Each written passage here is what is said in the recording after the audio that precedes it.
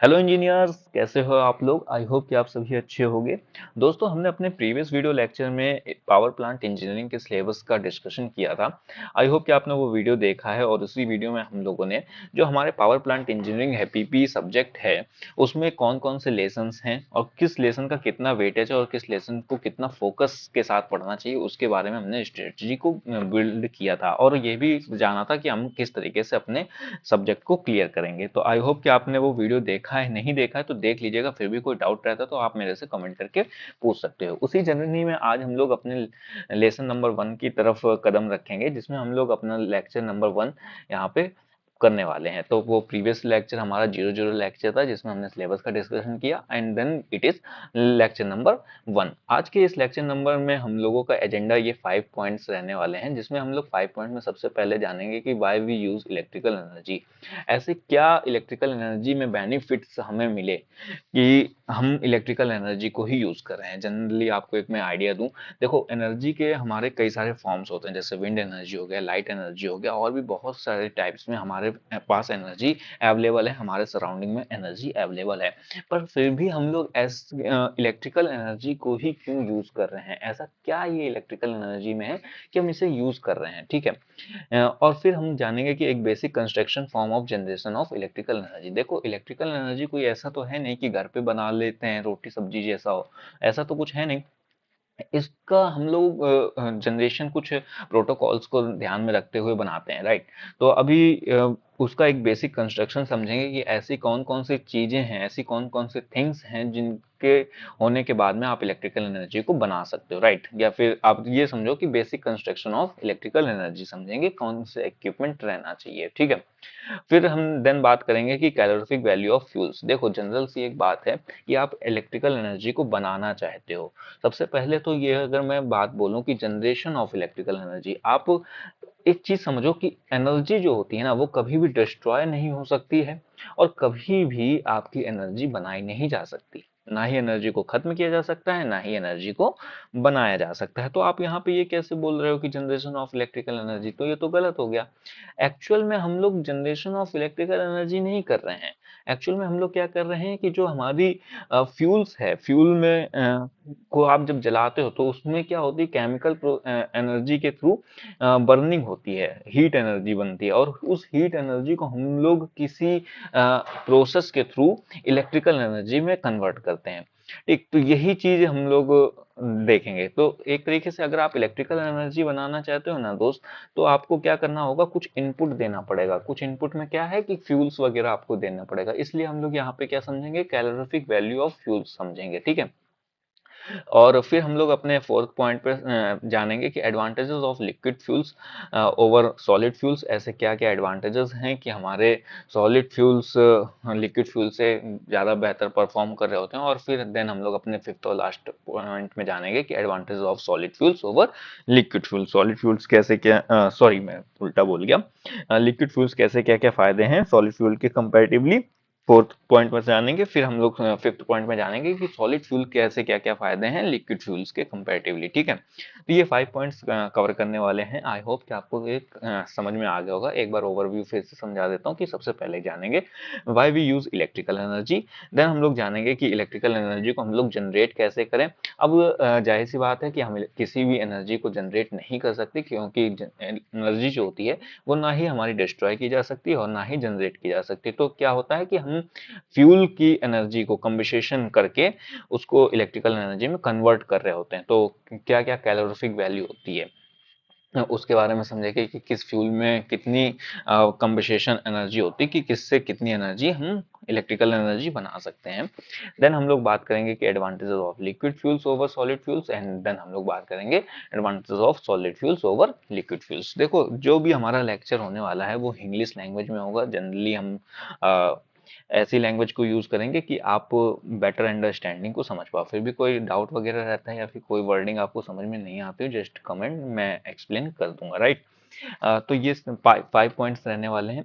इसी 5 पॉइंट्स की में सबसे पहले हम लोग बात करेंगे कि why we use electrical energy, ठीक है। तो सबसे पहले हम जानते हैं कि हम इलेक्ट्रिकल एनर्जी को ही क्यों यूज कर रहे हैं। जब हमारे पास सराउंडिंग में इतने सारे एनर्जी के फॉर्म्स हैं, तो why we use only electrical energy just.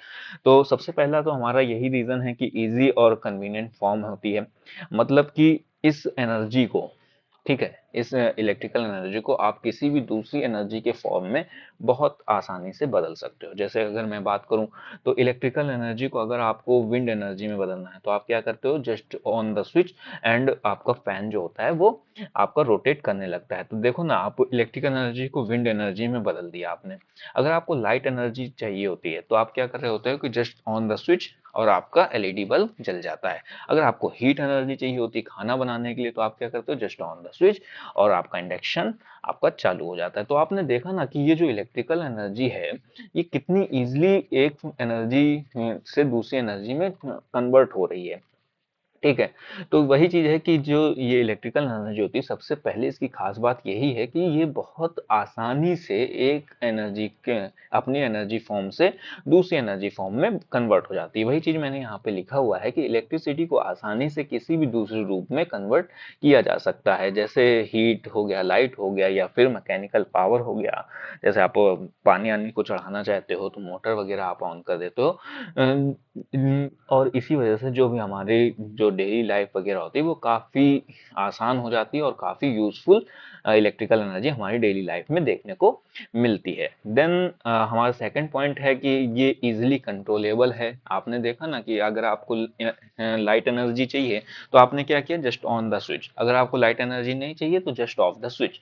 तो आपने यही काम किया और एक स्विच के कम थ्रू आपने इलेक्ट्रिकल एनर्जी को कंट्रोल कर लिया।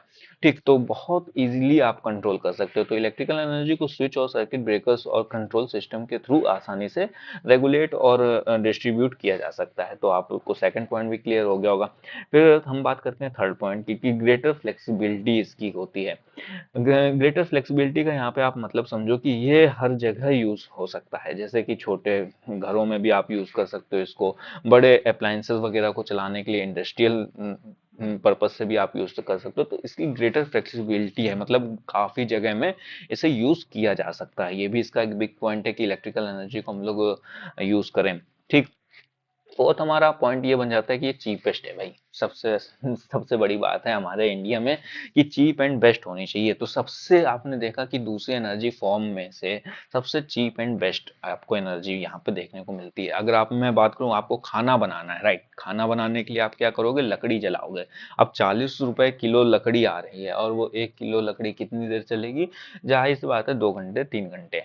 पर आप अगर बात करो कि 4 रुपए यूनिट जो आपके घर में इलेक्ट्रिकल एनर्जी आ रही है, उससे आप इंडक्शन में खाना बनाते हो, तो आप कितनी देर तक की खाना बना सकते हो। ठीक, तो चीपेस्ट फॉर्म में भी इलेक्ट्रिकल एनर्जी अवेलेबल है। और फिफ्थ पॉइंट है कि ये हमारी क्लीन फॉर्म में अवेलेबल होती है। अगर आप लकड़ी लेके आते हो, खाना बनाते हो, तो आपके पास में एसेस वगैरह आपको देखने को मिलेगी, जो कि आपको कंट्रोलिंग और देखने में अनक्लीन्ड लगेगी। तो बट आप इलेक्ट्रिसिटी के लिए बात करोगे, तो बस केवल एक वायर के थ्रू इलेक्ट्रिसिटी आ रही है और आपने उसको कन्वर्ट कर लिया अपने हीट एनर्जी में और खाना वगैरह बना लिया। इसी तरीके लाइट एनर्जी में भी अगर लाइट आपको चाहिए होगी, तो आप कैंडल वगैरह जलाओगे। लेकिन इलेक्ट्रिकल एनर्जी में ऐसा कुछ भी देखने को नहीं मिलता है। ठीक है, तो क्लीन एनर्जी के बारे में भी मैंने लिखा हुआ है। आप अपने नोट्स भी प्रॉपर लिखते रहना, पर अगर नहीं लिख पाते हो तो आप मेरे को जस्ट मैसेज कर सकते हो मेरे सोशल मीडिया अकाउंट्स वगैरह में। तो वहां से मैं आपको ये नोट्स अवेलेबल करा दूंगा। ठीक है। क्लीन में लिखा है कि अगर सोलर विंड वगैरह ये सारी चीजें आप पढ़ लेना अपने हिसाब से, मैंने लिख दिया है, आप यहीं से नोट्स वगैरह बना सकते हो। और सिक्स्थ एंड लास्ट पॉइंट मैंने यहाँ पे लिखा हुआ है कि हाई ट्रांसमिशन एफिशिएंसी। अगर आप मान लो महाराष्ट्र में बैठे हो और आप दिल्ली में अपनी इस इलेक्ट्रिकल एनर्जी को ट्रांसमिट करना चाहते हो, तो बहुत ही एफिशिएंसी के साथ में आप इस एनर्जी को एक जगह से दूसरी जगह में ट्रांसमिट भी कर सकते हो। पर अगर आप मान लो लकड़ी वगैरह लेके आते हो, तो उसको ट्रांसमिट करना इतना आसान नहीं होता है। तो ये 6 मैंने मेजर पॉइंट्स वगैरह लिए हैं कि why we use electrical energy. हमें इलेक्ट्रिकल एनर्जी को क्यों यूज करना चाहिए, क्योंकि ये 6 पॉइंट्स मैंने आपके पास में आपको के सामने में प्रस्तुत किया, राइट। तो ये आप बता सकते हो, अगर आपका कोई टीचर वगैरह आपसे कलीग वगैरह पूछता है, तो आप बता सकते हो। ठीक है। बाकी और भी पॉइंट्स होते हैं, तो आप अपने मन से सोचना और हमें कमेंट करके बताना, फिर हम उस पर भी डिस्कशन करेंगे। ठीक। तो आई होप कि आपको ये फर्स्ट टॉपिक समझ में आ गया होगा। देन अब हम लोग मूव करते हैं जनरेशन ऑफ इलेक्ट्रिकल एनर्जी।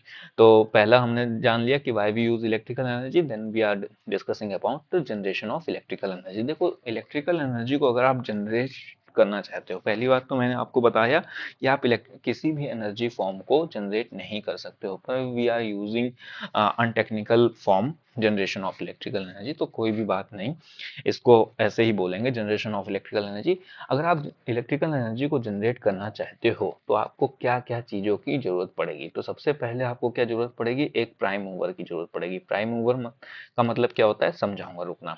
और दूसरी चीज आपको जरूरत पड़ेगी अल्टरनेटर की। अल्टरनेटर क्या होता है, अब समझते हैं। ठीक, एक ऐसा अल्टरनेटर एक ऐसा डिवाइस होता है जिसको अगर हम घुमाएं तो इलेक्ट्रिसिटी जनरेट हो। जैसे आपने अभी थर्ड सेमेस्टर में क्या पढ़ा था, डीसी जनरेटर। तो डीसी जनरेटर क्या होता है, उसके आप शाफ्ट को घुमाते हो। शाफ्ट मतलब कि ये जो आप देखोगे डीसी जनरेटर का ही एक शेप है। ये देखो, आपको दिख रहा होगा डीसी जनरेटर का शेप। अगर इसके आप शाफ्ट को घुमाना चालू करते हो तो यहाँ से क्या निकलता है, आउटपुट टर्मिनल से डीसी करंट निकलती है। इसी तरीके से अगर आप एसी करंट को बनाना चाहते हो तो एक सिंक्रोनस जनरेटर होता है, या फिर आप कह सकते हो अल्टरनेटर होता है। उसको आप घुमाते हो तो आपकी एसी निकलती है। तो अगर आप इलेक्ट्रिसिटी को बनाना चाहते हो तो डीसी जनरेटर या फिर एक अल्टरनेटर आपको लेना पड़ेगा। दूसरी आपके पास नेसेसिटी क्या है कि आप हाथ से तो भाई उसके शाफ्ट को घुमाओगे नहीं, तो एक प्राइम मूवर चाहिए होगा। प्राइम मूवर मतलब कोई, आप कह सकते हो कि अगर आप विंड के थ्रू आप घुमाना चाहते हो तो आपको अ, वैसे विंग्स वगैरह लगानी पड़ेंगी। अगर आप पानी के थ्रू घुमाना चाहते हो तो आपको एक, ये कह सकते हैं कि एक ऐसा मैकेनिज्म चाहिए होता है जो कि आपके इस मोटर को या फिर जो आपका अल्टरनेटर है इसके शाफ्ट को घुमा सके। और फिर इन दोनों ही मैकेनिज्म को आपस में हम कपलिंग कर देते हैं और फिर हमारा इलेक्ट्रिसिटी बनने लग जाती है। तो अगर आप इलेक्ट्रिसिटी को बनाना चाहते हो तो दो मेजर कंपोनेंट आपको चाहिए होंगे। सबसे पहला आपको चाहिए होगा एक प्राइम मूवर, जो जिससे आप अपने अल्टरनेटर के शाफ्ट को घुमाओगे, और दूसरा आपको चाहिए होगा अल्टरनेटर जिससे आप इलेक्ट्रिसिटी को प्राप्त करोगे, राइट। तो ये हमारा सेकंड पॉइंट भी क्लियर हो गया, generation of electrical energy. Then we are moving on next third point, calorific value of fuels. तो कैलोरीफिक वैल्यू ऑफ फ्यूल्स क्या होता है, सबसे पहले ये जानते हैं। ये जो टर्म हमने पहली, आपने शायद पहली बार सुना हो, तो इसके बारे में जान लेते हैं। कैलोरीफिक वैल्यू क्या होता है। ये जो कैलोरीफिक वैल्यू होती है, it indicate the amount of heat available from a fuel. ठीक है, क्या होता है, it indicates the amount of heat. ये एक ये कह सकते हैं कि किसी भी फ्यूल में कितनी हीट है, इसको दिखाने के लिए हम कैलोरीफिक वैल्यू, एक टर्म होता है, उसका यूज करते हैं। यहाँ पे हिंदी में भी मैंने लिख दिया है, चलो इसको भी पढ़ पढ़ के आपको मैं बता देता हूँ ताकि आपको इजीली क्लियर हो जाए।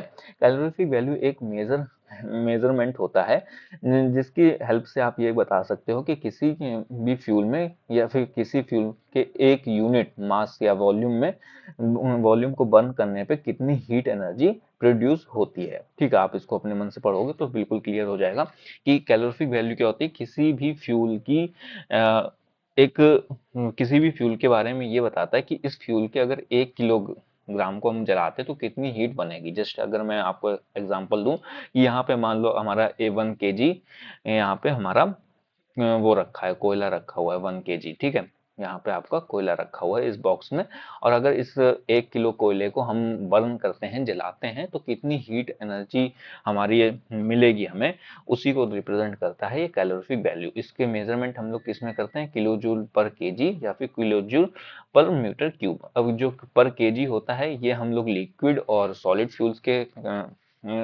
पॉइंट ऑफ व्यू से यूज करते हैं, और kilo joule per metre cube हम गैसियस उस जो भी फ्यूल होता है उसके पॉइंट ऑफ व्यू से यूज करते हैं। ठीक है, अब जो फ्यूल्स होते हैं वो 3 टाइप्स में हमारे डिवाइडेड होते हैं।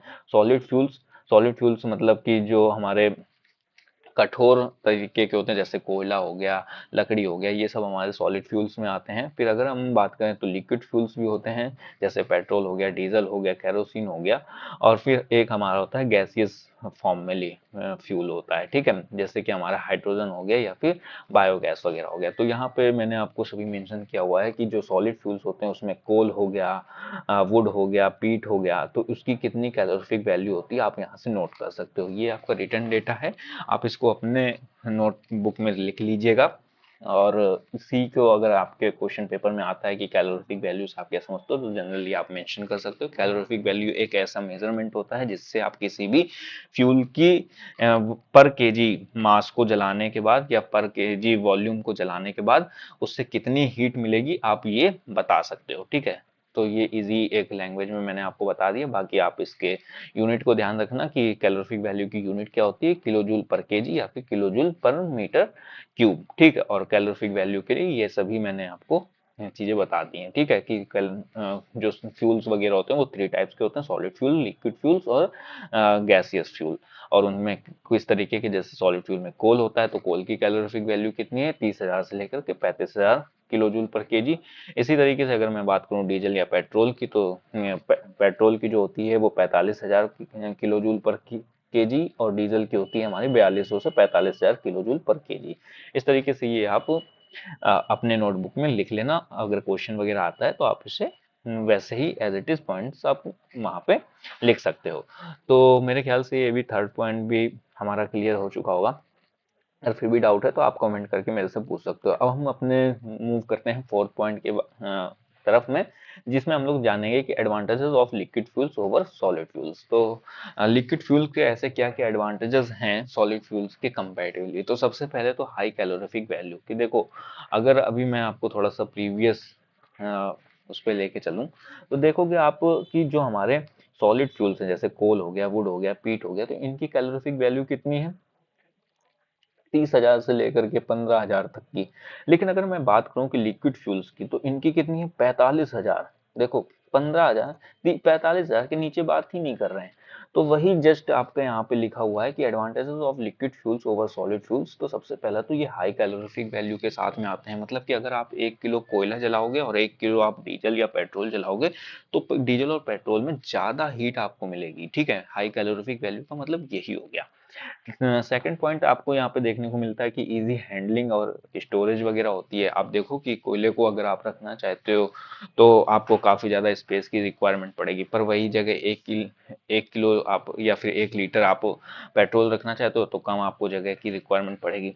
इसी तरीके से कम रे, रे, हाँ कम एसेस, हाँ कम रेजिड्यू या फिर एसेस आप कह सकते हो कि अगर आप लिक्विड फ्यूल्स को जला बर्न करते हो, जैसे कि आप पेट्रोल वगैरह को बर्न करते हो, तो आपके पास में एसेस कम देखने को मिलती हैं। पर कोयला या फिर वुड वगैरह को आप जलाते हो तो आपको एसेस ज्यादा देखने को मिलती है। एसेस का मतलब होता है राख। ठीक है, बाकी better combustion control, liquid fuel को आप कंबशन करते हो मतलब जलाते हो तो बहुत इजीली आप कंट्रोल कर सकते हो, एक नोजल या फिर एक वाल्व के थ्रू आप कंट्रोल कर सकते हो। पर अगर आप सॉलिड फ्यूल को जलाते हो, जैसे लकड़ी वगैरह जलाते हो, तो उसको कंट्रोल करना थोड़ा सा टिपिकल हो जाता है। अगर आप उसको अगर बंद करना चाहते हो तो पानी वगैरह आप डालते हो या फिर ऑक्सीजन उसके सराउंडिंग के बंद करते हो, तो इस तरीके से आप वहां पे उसके कंबशन को कंट्रोल कर रहे होते हो। पर अगर आप लिक्विड फ्यूल्स को बंद करते हो उस समय के कंडीशन पे आपके पास में ये इजी हो जाता है कि आप उसके कंबशन प्रोसेस को कंट्रोल कर सकते हो। ठीक है, कम स्मोक एंड पॉल्यूशन, जाहिर सी बात है कि आप देखो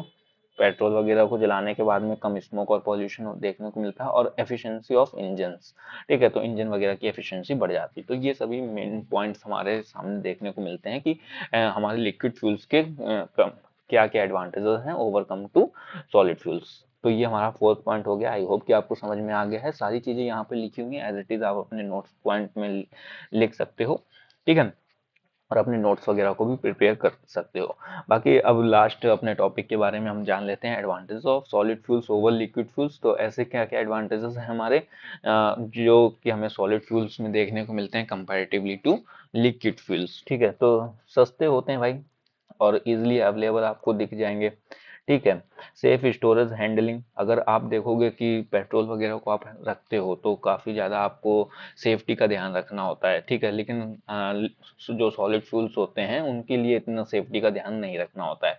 लॉन्गर स्टोरेज लाइफ की आप अगर इनको आप रखते हो तो काफ़ी लंबे समय तक की आप इनको यूज़ कर सकते हो या फिर काफ़ी दिनों तक की आप इन्हें यूज़ कर सकते हो। सस्टेनेबल एंड रिन्यूएबल है, मतलब एक बार आपने यूज़ किया उन्हें बार बार आप यूज़ कर सकते हो। ठीक है, बाकी इंडस्ट्रियल और हीट के लिए भी ये बेस्ट आपको ऑप्शन के साथ में मिल जाते हैं। जैसे सॉलिड फ्यूल्स वगैरह हो गए, फर्नेस वगैरह आप जलाना चाहते हो या फिर बॉयलर वगैरह आप जलाना चाहते हो, तो वहाँ पे इंडस्ट्रियल में आपको ये काफ़ी हेल्प कर रहे होते हैं। देखो क्या होता है कि जैसे आप बॉयलर को आप जलाना चाहते हो, ठीक है, तो बॉयलर में क्या है कि वो काफी देर तक की जलने वाला प्रोसेस है, ठीक।